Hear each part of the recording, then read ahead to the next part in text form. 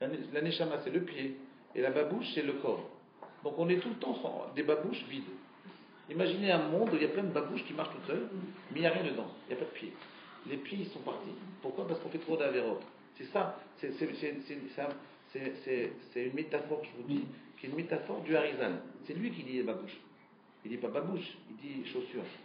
Ça veut dire que, qu'est-ce que ça veut dire? Ça veut dire que pnémiote, c'est ça la réponse. Mais c'est quoi la pnémiote? On voit en nous quelque chose. Très bien, quoi? Elle est en nous. Quoi? C'est quoi? Le nom. C'est quoi le nom? Le nom Hachem. Le nom d'Hachem? Non, le nom. N-O-M? Oui, N-O-M. Le Shem Hachem, tu veux dire? Le Shem. Ouais, comment c'est votre prénom? David. David, regarde David, je vais vous dire. Ce que vous dites, c'est très beau. Je vais vous dire ça entre Dracha et Moussa. Dracha, c'est, on peut dire le Shem Hachem, la Kedusha. En réalité, je vais vous faire un dracha. Je vais vous dire, Rav nous apprenez comment on fait. Je vais vous faire un dracha et je vais vous dire après, qu'est-ce que c'est, le dracha. Vous savez, c'est quoi le côté père qui est en nous? C'est la plémiote. C'est le Shem Hachem.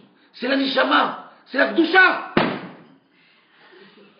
Vous avez compris quelque chose? Alors je peux m'exciter. Je peux m'exciter, vous dire ça et devenir tout rouge et crier. Et après vous dire, ah c'est très beau cours. Maman, je fais très beau cours. Mais c'est du baratin. C'est du baratin. Ça ne sert à rien. C'est de la perte de temps. C'est ce qu'on appelle la littérature. La littérature, ça veut dire que ça ne sert à rien. Vous voyez, Albert Cohen, il a écrit un livre, ça ne sert à rien. C'est la littérature. C'est-à-dire que ça ne change pas l'homme. Oui, ça ne change pas l'homme. Ça le fait rêver peut-être, mais ça ne change pas. Le moussard, il fait changer l'homme. Ça veut dire qu'il faut comprendre ce que vous dites en termes drachiques, de drache, en termes pratiques, pragmatiques. Qu'est-ce que ça veut dire dans notre vie de tous les jours? Je préserve le côté père qui est en moi et je ne le nie pas. Qu'est-ce que ça veut dire dans la vie de tous les jours? Comment je vis ça? Alors les mitzvot, d'accord, mais comment quand je fais une mitzvah? Je vais tout leur donner. Même la religion, même notre religion, leur donner notre religion. Pas mal. Donner notre religion de bon cœur. On va refuser notre religion. La leur et la nôtre. La nôtre. On va refuser notre religion. Pas mal, c'est pas mal. Très bien. Très bien. Il faut les accepter. C'est très bien. Il ne faut pas être le pharaon de la génération ou le pharaon de la génération. Bon, ça y est maintenant. Vous laissez les autres parler. Qu'est-ce que vous dites?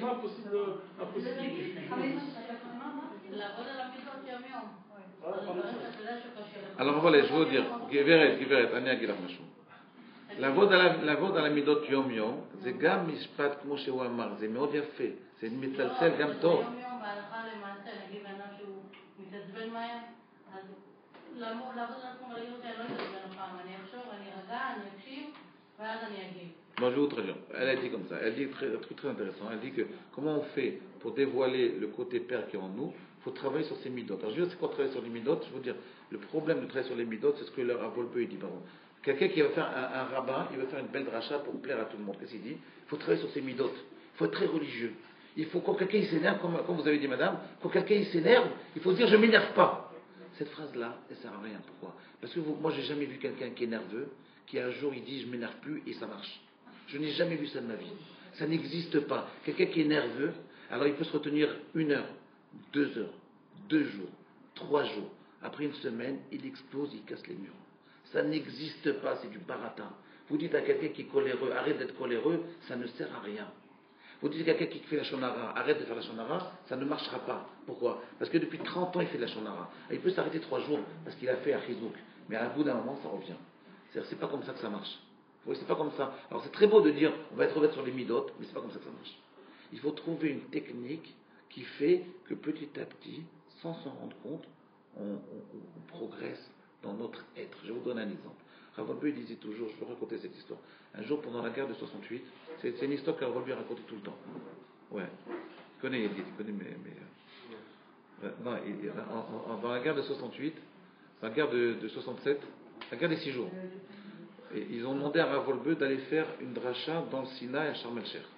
Il fallait traverser tout le Sinaï en avion. Alors ils l'ont mis dans un avion. Et ils ont traversé le Sinaï, c'était en plein milieu de la guerre, pendant la guerre des 6 jours. Et qu'est-ce qui s'est passé? Ravolbu, il était devant le pilote, et il disait, mais je ne comprends pas. Pourquoi vous ne roulez pas plus haut? Dans le Sinaï, il y a des petites montagnes. Et il roulait à Razmot, vous voyez, très très bas, à 50 mètres, à 20 mètres. Mais il dit, mais c'est très dangereux. Vous pouvez rentrer dans une montagne. Et pourquoi vous ne montez pas plus haut? Il dit, c'est très simple.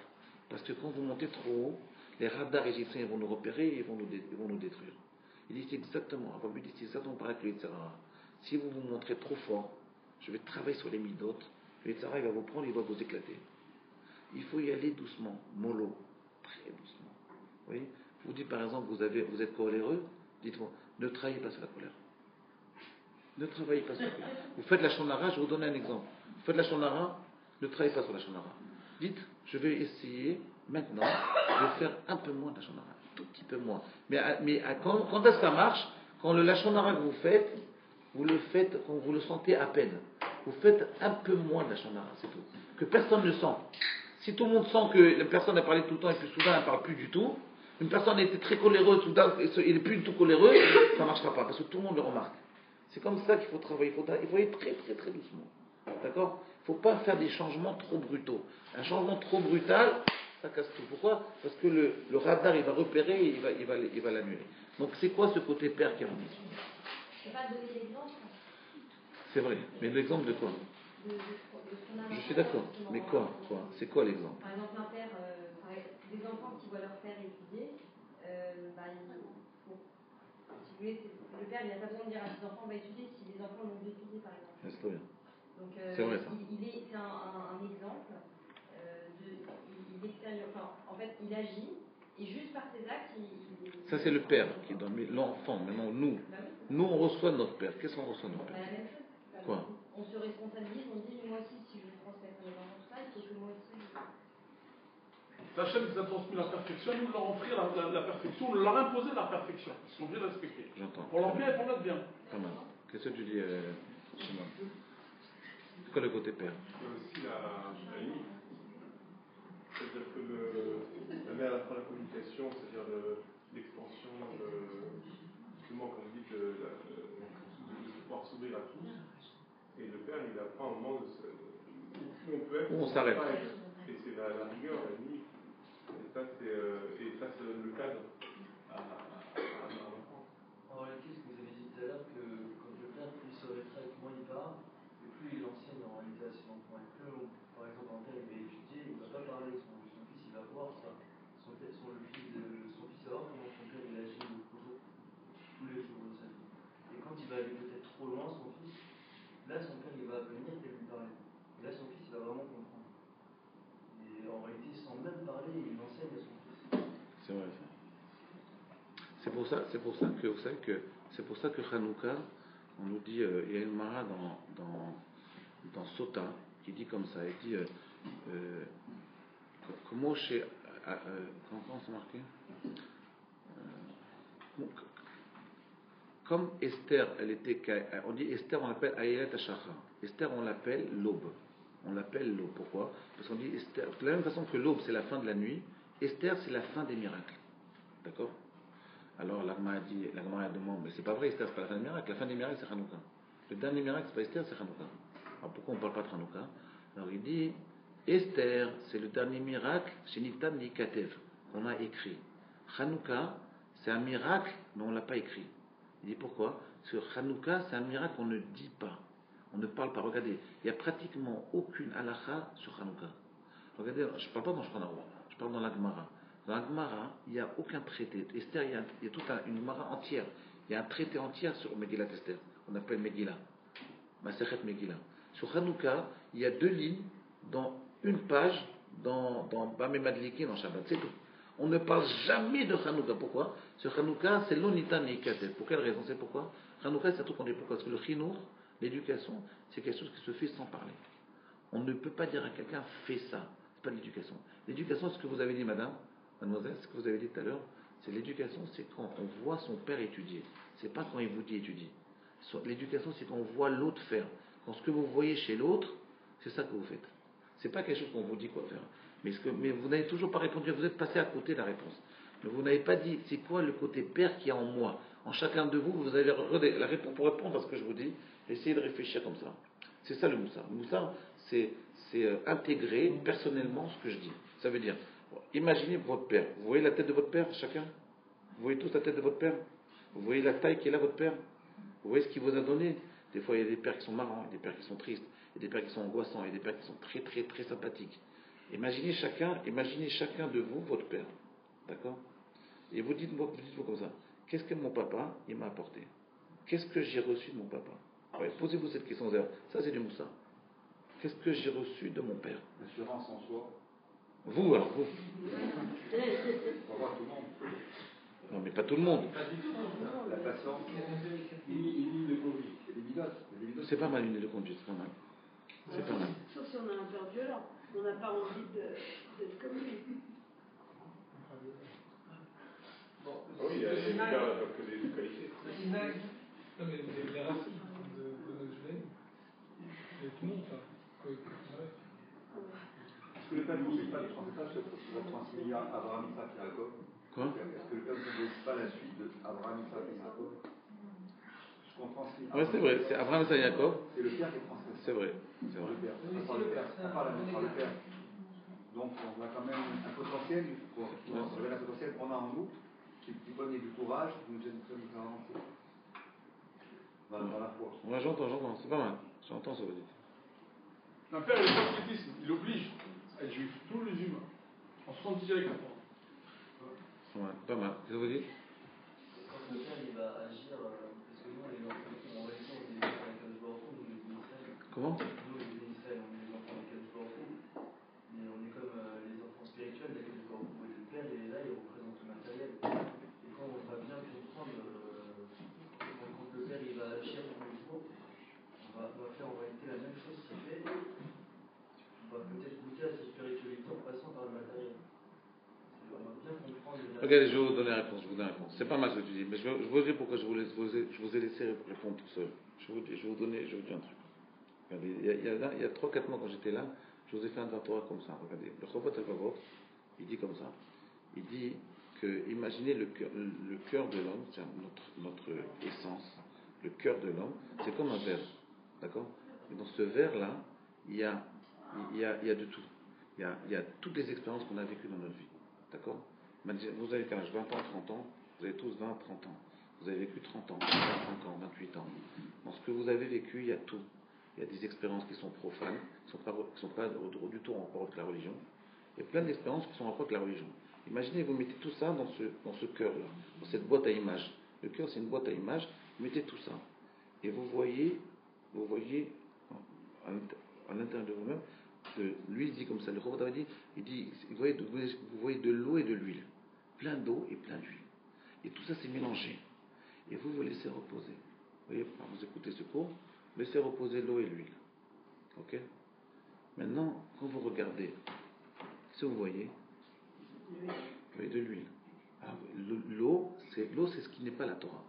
L'eau, c'est tout ce qui n'est pas la Torah. Ne me dites pas l'eau, c'est la Torah. L'eau, ici, c'est pas la Torah. Et l'huile, c'est la Torah.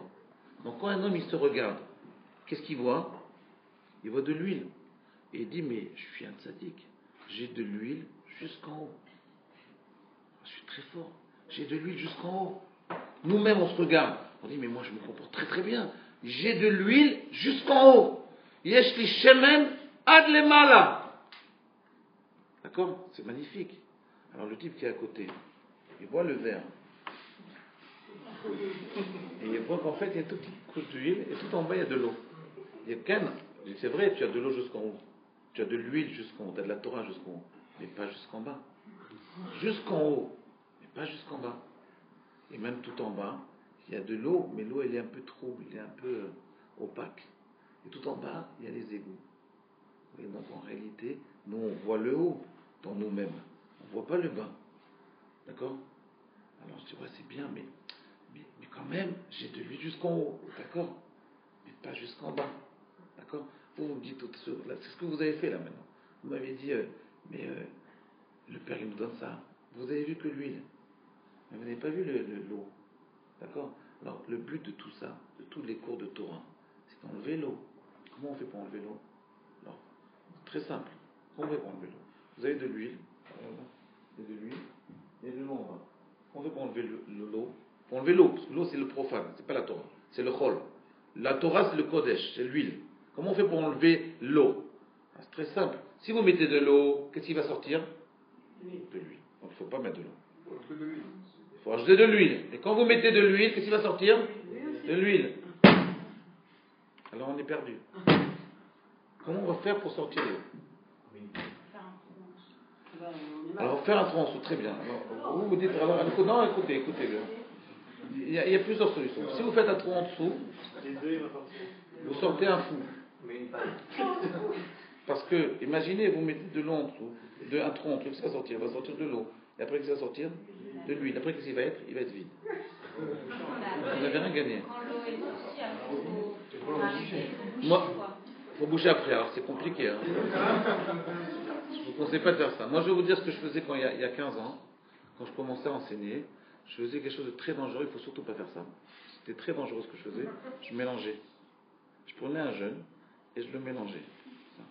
Comme Orangina. Vous voyez? Comme ça. C'est très dangereux de faire ça parce que souvent, après, vous les retrouvez dans les hôpitaux psychiatriques. Il ne faut pas faire ça. Parce qu'un être humain, un jeune, un Bachou Yeshiva, un jeune, c'est très délicat. Il ne faut pas remuer. Ça veut dire un gros mot. Il ne faut pas remuer. Il ne faut surtout pas remuer. Qu'est-ce qu'il faut faire? Comment on fait pour enlever l'eau? Comment? Une paille. Avec une paille. Et on voit l'huile. Non, on voit l'eau, puisqu'il est en dessous. Il faut l'extraire en douceur. Oui, avec la paille. Alors, on va essayer de répondre, on va essayer de chercher la réponse du Chovot Halevavot. Chovot Halevavot, il pose la question que je pose, lui il la pose. Chovot Halevavot.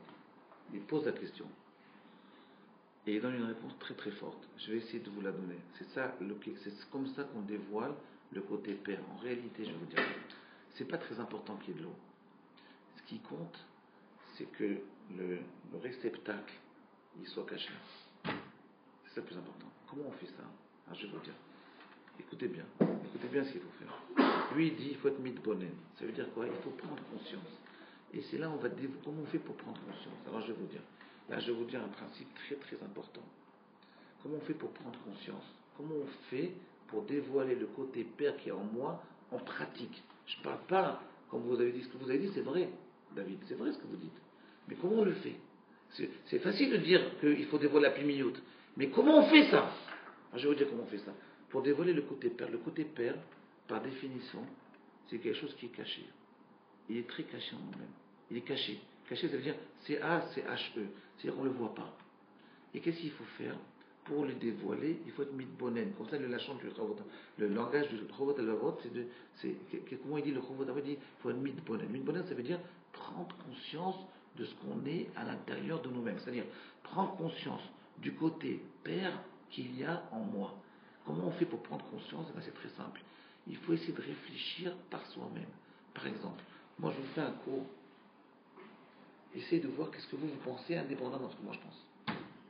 C'est-à-dire, quelle est votre idée à vous? Quelle est votre pensée? Quelle est votre opinion personnelle? Vous comprenez? Comme par exemple, je vous ai posé des questions là. Alors chacun a donné son opinion personnelle. Je vous ai dit, réfléchissez, qu'est-ce que vous apportez votre père? Vous avez cherché en vous-même, qu'est-ce qu'il y a de caché en moi? C'est comme ça qu'on dévoile le côté père. C'est en essayant de se donner une opinion. Je vais vous donner un exemple. Écoutez bien, je vais vous donner un exemple. Vous étudiez la Gemara, d'accord? Vous avez un pshat. Vous avez compris quelque chose. D'accord? Ce que vous avez compris, je vais vous dire, entre nous, c'est sûrement faux. Mais c'est pas grave. Vous avez compris comme ça. C'est vous qui avez compris. C'est bien. Comme ça, vous allez dévoiler petit à petit le côté père. Maintenant, après, quelqu'un va me dire, oui, mais c'est faux. Okay. Donc, je reçois, c'est faux. J'accepte. Nous, ce qu'on a l'impression, comme ça. La plupart des gens qui font tchouva, ils disent, mais je ne peux pas dire ce que je pense, parce que ce que je pense, c'est faux. C'est pas grave. C'est faux, et je le pense.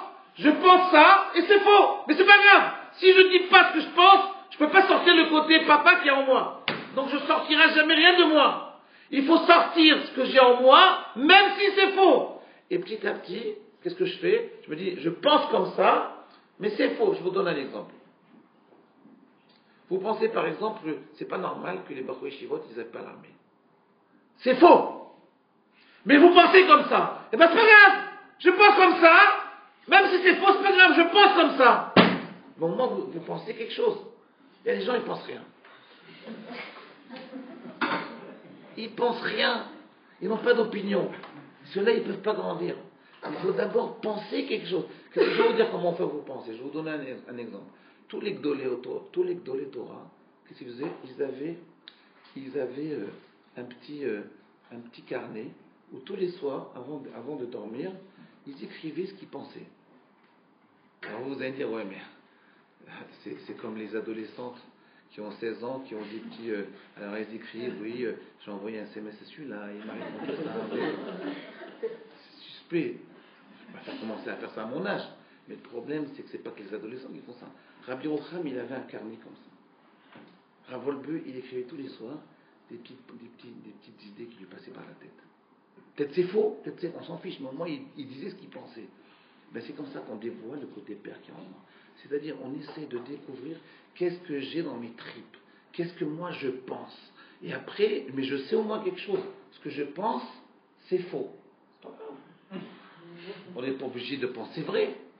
Je pense quelque chose, c'est faux. Non, moi je pense quelque chose. Et après, quand vous pensez quelque chose, on va vous dire, ouais, mais c'est pas exactement comme ça que ça marche. Ah ouais, pourquoi? Mais il faut être un peu modeste. Il faut dire, je pense comme ça, c'est faux, mais je pense. Alors pourquoi c'est faux? Et là, vous allez commencer à vous corriger. C'est comme ça qu'on grandit. Mais après, quand vous allez vous corriger, vous allez corriger quelque chose qui est quoi? Le Chelek Eloké Israël. C'est ce Chelek-là. C'est le côté père qu'il y a en vous. C'est ce côté père que vous avez dévoilé en vous. Pourquoi? Parce que c'est vous. C'est vous. C'est votre côté père. Je vais vous donner un exemple. Un jour, j'avais un élève qui n'arrivait pas à étudier. C'était il y a 18 ans. J'étais à Zohar à Torah, chez Rabbi Tzadok également. J'enseignais là-bas. Et il parlait beaucoup avec moi, le petit jeune, il avait 18 ans. Et il n'arrivait pas à étudier du tout. Quand il étudiait, il ne comprenait rien. Vous savez pourquoi? Je ne comprenais pas pourquoi. Je lui ai dit, mais il était très intelligent, il comprenait très bien. Mais ça ne marche pas. Il étudie, ça ne marche pas. Après, il s'est dit, j'ai pas envie d'étudier, ça ne m'intéresse plus. Alors, qu'est-ce qu'il m'a dit à Rav? J'ai été le voir, je lui ai dit, qu'est-ce que je dois faire? Il m'a dit, demande-lui s'il n'y a pas un instrument de musique qui l'intéresse.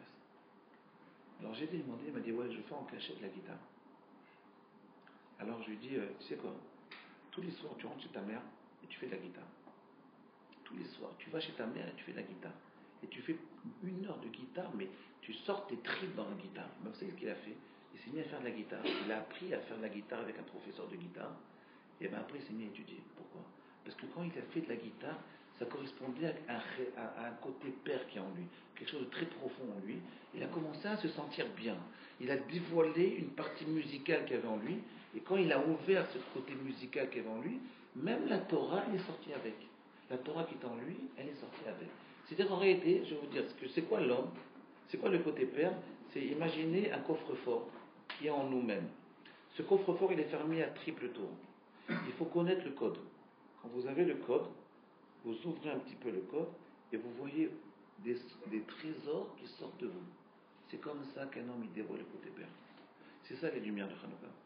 C'est ce côté-là qu'ils ont voulu détruire les Yévanim. C'est ce côté-là quand ils nous montrent les portables. Vous voyez, vous baladez partout en Paris, dans Jérusalem, en Tel Aviv, en New York. Qu'est-ce qu'ils font les gens? Au lieu de regarder le coffre-fort qui est en eux, ils regardent le portable, le code du portable. Les pins, comment on appelle pins? Les batteries. Hein? Batterie. Les trucs. Mais pourquoi un enfant qui n'a pas son père, il ne peut pas... Non, j'ai pas dit qu'il n'a pas son père, au contraire. Quand non, j'ai dit tout à l'heure, un enfant qui ne grandit pas avec son père, qui n'a j'ai pas dit ça, non, j'ai pas dit ça. Non, je vais vous dire même plus que ça. Les convertis, en général... לא, אבל אמרת כאילו מישהו שהוא לא עם האבא שלו, הוא לא יכול למצוא את ה... Je l'ai remarqué. J'ai pas dit quelqu'un qui n'a pas son père. Au contraire, quelqu'un qui n'a pas son père, c'est plus facile pour lui. Parce que l'image de son père, il n'a pas de révolte contre son père. Donc le côté père, il l'est en lui. Il n'a pas de révolte parce qu'il est plus vivant, le père. Il n'est pas vivant. Donc eux, d'après, ils réussissent plus. Regardez, souvent les tomim ou les guérim qui n'ont pas eu de père, ils grandissent plus que les autres. Pourquoi? Parce que leur père, d'un guerre, c'est Abraham. Abraham, il est halak. Il n'a aucune révolte contre le père. Un homme qui a son père, qu'est-ce qu'il fait? Il a envie de se révolter contre son père. Il dit son père prend toute la place, moi je voudrais être le chef, ici c'est le père qui est le chef. Donc il est énervé contre son père. Donc il a envie de rejeter son père. Mais quelqu'un avec son père qui n'est pas là, c'est plus facile. Je n'ai pas dit que c'est bien, chemichement, mais je veux dire que c'est pas obligé d'être avec son père. Le principe c'est, ce qu'on a reçu de notre père, il est en nous. Maintenant, est-ce que je vais le dévoiler, ou est-ce que je vais me révolter, je vais le nier? Est-ce que je vais le rejeter, ou je vais le... C'est pas le père, qu'est-ce que mon papa, moi, est-ce que je vis avec lui? Mon papa, il m'a donné un chélek. Ce chélek-là qui est en moi, cette part qui est en moi, je vais la développer. cette partie qui est en moi, je vais la développer indépendamment de son père. Il peut être mort, son père, c'est pas grave. Il peut ne pas être religieux, c'est ça que j'ai dit. Il peut ne pas être religieux. Ce que je veux dire par là, c'est que le côté père que j'ai reçu, je ne dois pas le rejeter. Maintenant, quelqu'un qui a eu un conflit avec son père, des fois, il a une tendance à rejeter ce côté héritage qu'il a reçu en lui. Ça, c'est dangereux. Mais quelqu'un qui son père, Hachem Ishmael, il n'est pas là. Donc, il ne rejette rien. Donc, lui, le côté père, il le garde. Le côté père, il est là. À l'âge de 8 mois, il est là. De 3 mois, il est là. Le problème, c'est ce qu'on va le rejeter ou on va l'accepter. Vous comprenez? Évidemment, c'est normal. C'est quelque chose de mauvais. Je n'ai pas compris comment je parle de recevoir par les corps. Comment? Quelque chose de mauvais, ça va être de rejet. Alors voilà, c'est très bonne question. Voilà, c'est ça la question essentielle. C'est que nous, pourquoi on n'arrive pas à développer notre opinion? C'est parce qu'on pense, si ce que je dis c'est faux, alors je ne le pense pas. Non. Je le pense et c'est faux. Je pense plus. Non, je le pense et c'est faux. Mais moi, je pense comme ça. Mais ah oui, alors maintenant que je le pense et que j'ai cette modestie de penser ce que je pense c'est faux, alors maintenant je vais essayer de corriger. Mais je peux corriger si je pensais quelque chose. Si le type il pense rien, il corrige rien. Donc il ne peut pas grandir. Donc il faut partir d'une base de départ. Je pense comme ça, mais je sais peut-être c'est faux. Moi je te dis pas peut-être, c'est sûr c'est faux. C'est pas grave. Il y a des gens qui se disent non, comme c'est faux, je pense pas. Alors il pense pas, il ne peut pas grandir. Si un homme il pense pas quelque chose par lui-même, il ne peut pas grandir. Le principe en soi il est clair. Maintenant, quel rapport avec le mot père? Le concept du père en soi, quel rapport entre. Dans le code je n'ai pas vraiment compris. Ça peut être la mère, ça peut être l'oncle. Quel rapport avec le père? Parce que je sais pourquoi. Parce que le père, en fait, c'est ce qui est le cachot et loqué. On ne dit pas éloqué à Sarah Rivka Léa. Il y a en l'homme, le chélek le plus profond qui est en l'homme, c'est le chélek qui vient d'Akadosh Baruch Hu. C'est le kesher avec Akadosh Baruch Hu. Le kesher d'Akadosh Baruch Hu, il vient par rapport au père, pas par rapport à la mère. Tu vois? Ce chélek-là, c'est ça le secret qui est en toi. Qu'est-ce qui est le plus de valeur dans l'homme? C'est ce qui est lié à Dieu. D'accord? Ce qu'on appelle chélek et lokavima. Ce que vous dites la neshama. La neshama, c'est trop théorique. Il y a un chélek qui nous lie à Dieu. Ce lien qui nous lie à Dieu, ça vient du Père. C'est ça qu'on appelle le côté Père. C'est pour ça qu'on dit éloqué Abraham. Éloqué Yitzhak. On dit jamais. C'est très très dur de dire éloqué quelqu'un. C'est-à-dire qu'il y a un côté en nous qui est lié à Dieu intimement. C'est le côté qu'on a reçu de notre Père. C'est ce côté-là qui fait toute l'originalité de l'homme. La femme, après la mère, elle permet de développer ce côté-là. Elle permet de le faire grandir. Elle permet de le faire pousser. C'est pour ça que dans la Torah, on donne le nom du Père. Fils de Abel. Exactement. C'est pour ça que. Non, c'est contraire. Je vais vous dire, écoutez, je vais vous dire. Quand vous montez les gens à la Torah, vous dites Abraham ben Moshe.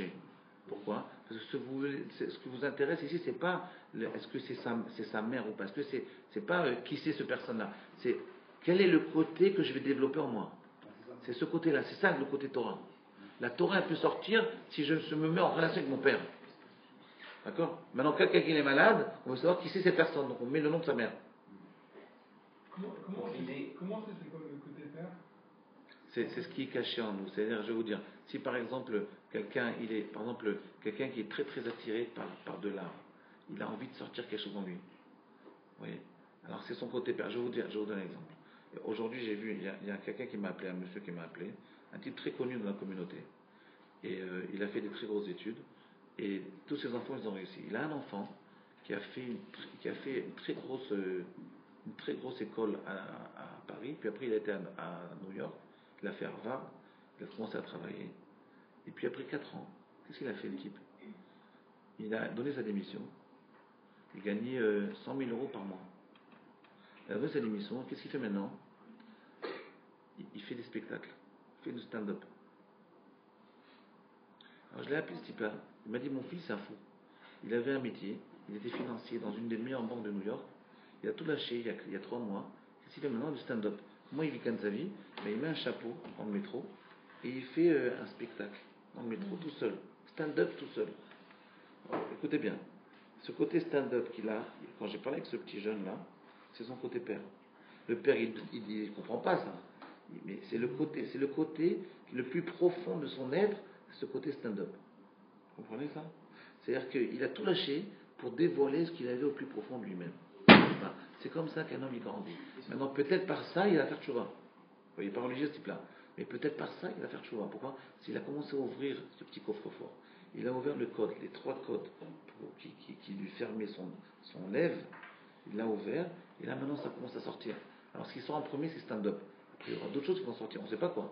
Il va y avoir des choses qui vont sortir. C'est ce côté père, c'est le côté caché. Maintenant, Daniel, la question qu'il a dit, mais pourquoi on appelle ça le côté père? Parce qu'en réalité, c'est le chélek Eloki qui est en l'homme.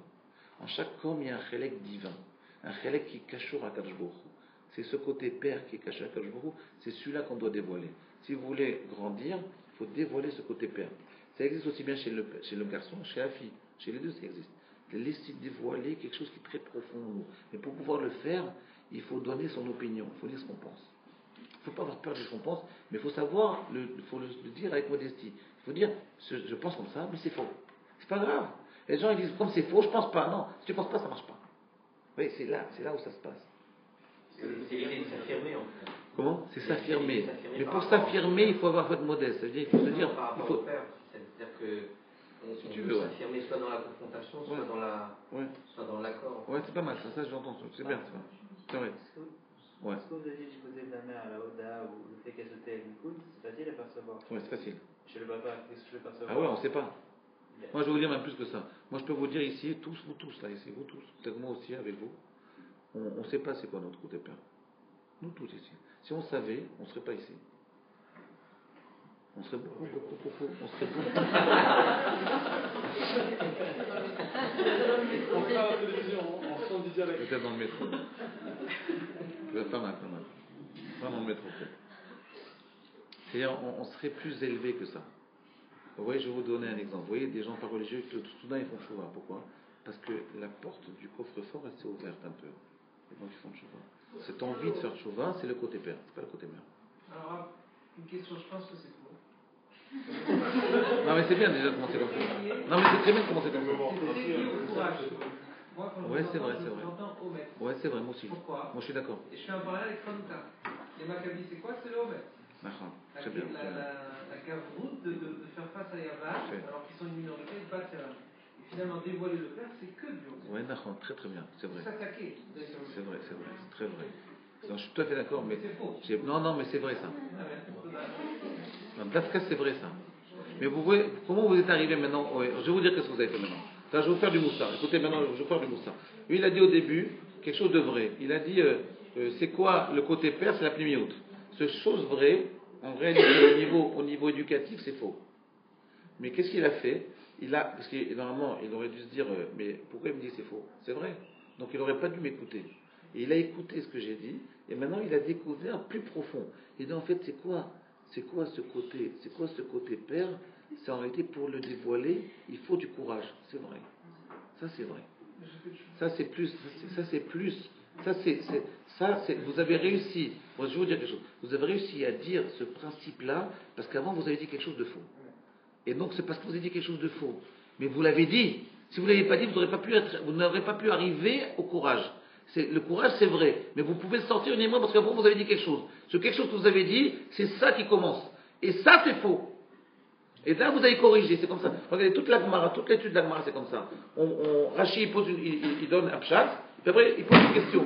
Après, il pose une question. Ce pshat, il est faux. Donc, tous les pshatim qu'on voit dans les Rishonim, au début, ils sont faux. Après, on pose une question, après, on corrige le pshat. On le corrige en finesse, mais on corrige le pshat. La vamina, c'est ce qu'on pensait, et après, on corrige. Et on arrive à une plus grande compréhension de ce que c'était la vamina, ce qu'on appelle la maskana. Vous comprenez? Tout avamina maskana, c'est ça. Je pense quelque chose et je corrige ce que je pense. C'est comme ça que ça marche. Oui, le